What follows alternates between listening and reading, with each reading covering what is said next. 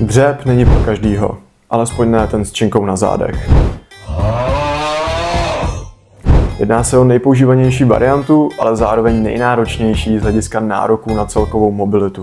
Každopádně i s perfektní mobilitou pro někoho back squat nemusí být optimální alternativa, protože na to zkrátka nemá anatomii. Tady je příklad, jak odlišná antropometrie vede k naprosto odlišné pozici při back squatu. Což i tak nemusí být problém, ale jde o to, co od daného cviku požadujeme. Pokud je cíl primárně stimulovat přední část stehen, tak back squat nebude optimální alternativa pro člověka, co má například delší stehenní kost a kratší trup.